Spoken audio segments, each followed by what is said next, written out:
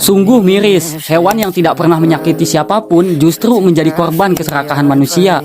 Di balik keindahan hutan Indonesia yang begitu megah, tersimpan kisah pilu tentang satu makhluk kecil yang perlahan menghilang dari bumi.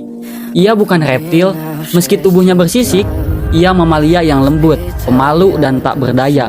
Dialah terenggiling, penjaga keseimbangan alam yang kini menjadi korban kerakusan manusia. Terenggiling adalah hewan malam yang hidup tenang di hutan-hutan tropis Indonesia. Ia tidak berbahaya, makanannya hanya semut dan rayap yang ia jilat dengan lidahnya yang panjang. Ia tidak pernah menyerang, tidak pernah membahayakan siapapun juga. Namun sayangnya, kelembutannya justru menjadi alasan ia mudah ditangkap. Ketika merasa takut, terenggiling hanya bisa menggulungkan tubuhnya menjadi bola. Pertahanan yang dulu melindunginya dari predator alam, kini justru membuatnya mudah diburu manusia. Di pasar gelap, sisik terenggiling dihargai tinggi. Konon dipercaya memiliki khasiat obat. Padahal faktanya, sisik itu hanya terbuat dari keratin, sama seperti kuku manusia. Namun kepercayaan yang salah itu telah menelan ribuan nyawa. Dalam 1 tahun saja, puluhan ribu terenggiling diselundupkan, dibunuh, dan dijual ke luar negeri. Tubuh-tubuh kecil mereka ditemukan di dalam karung, tanpa nyawa, tanpa suara. Sungguh miris, hewan yang tidak pernah menyakiti siapapun, justru menjadi korban keserakahan manusia.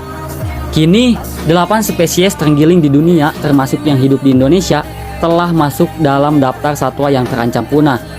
Populasinya terus menurun drastis, sementara hutan tempat tinggal juga semakin sempit karena alih fungsi lahan. Jika hal ini terus terjadi, bukan tidak mungkin beberapa tahun lagi terenggiling hanya akan tinggal dalam gambar dan cerita, dan hutan akan kehilangan salah satu penjaga alaminya. Namun, di tengah kesedihan itu masih ada secercah harapan.